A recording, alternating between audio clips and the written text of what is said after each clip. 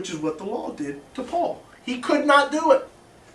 He wanted to do it. You want to do what's right. I like to. Your double-mindedness isn't the fact that you hate God or love God. You love God. It's the fact that sometimes throughout a day you may have trouble doing what's right.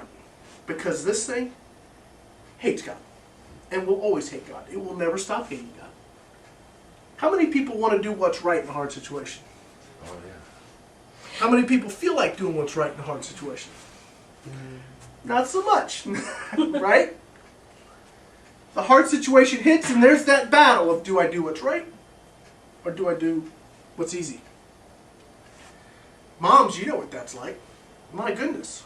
You got little kids. Your day is do what's right or do what's easy. Love my children or love myself. All day long, every day. I don't know how you do it. I try and do it for hours. And she needs a nap. Give me Benadryl. Give me something. She needs a nap. 10:30, time for a nap. 12:45, time for another nap.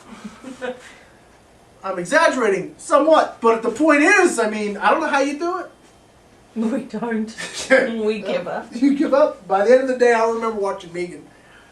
And Megan, she'd start off the day full of energy. She was beating kids, and she was like, by 3:30, I don't care, whatever. Just do whatever, I don't care. Just be quiet, I don't care. By the end of the day, the two boys had worn her to a nub. Okay? Give me 20 minutes, I'm ready to like Velcro rooms, like fly paper, whatever, man. I'm telling you. I don't have that temperament. Thank God y'all ladies have been blessed with it, but it is not in my nature. Alright. Verse, we just did 17, right? Or we did 16. 16.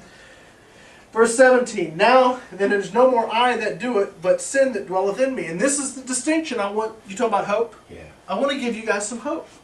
The fact that you don't feel like doing what's right, guess what? You're human. My little children, these things I write unto you that you do what? Sin not. But if you sin, you have an advocate with the Father, Jesus Christ the righteous. Now, does that make sense? Yes. If it was perfect, I'd rub it for you not to sin. But I know you're going to. So let me tell you how to get rid of it. Let me tell you where to take that offense to God. Let me tell you how to get rid of that. Let me tell you how to keep tapping into the grace of Jesus Christ. His name is Jesus. His blood is still there. And he's still fighting for you. And he knows you're flawed. He knows you're broke. That's why he had to die. But I got to tell you, the truth of the fact that we are all broken, we are all messed up, we are all dysfunctional at our very core, we are wrong. We are just wired wrong at the core. It cannot be fixed. Paul is wrestling this thing down. He's right wrestling to the floor and realizing, I cannot be fixed. This flesh, and this is what I'm talking about, this flesh cannot be fixed. My mind loves God. My heart wants to serve God. My heart doesn't want to do those things that are an offense to God. I hate myself when I do those things. Does anybody relate? Yes. You get a pissy attitude and you're not doing what you're supposed to do, and you kick yourself for 3 days afterwards. Anybody ever done it? Right? Poor Lisa's like, no. Not today. Yeah. But we do it. Is that good? No, it's not good. But God died expressly for us because we're not good. That's right.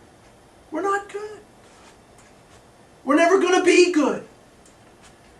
We can be righteous Through him. through Christ. That's right. Through believing on Christ. Abraham believed God and it was accounted unto him for righteousness. Abraham believed God and it was imputed unto him for righteousness.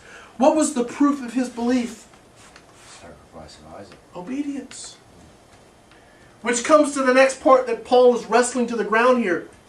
Now then, it is no more I that do it, but sin that dwelleth in me. He brings a distinction that we are multifaceted.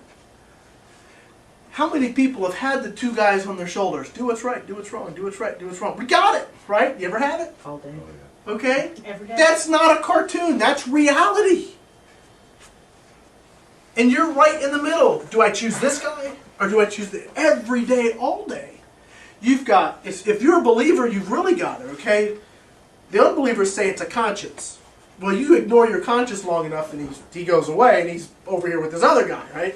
You got two bad guys going.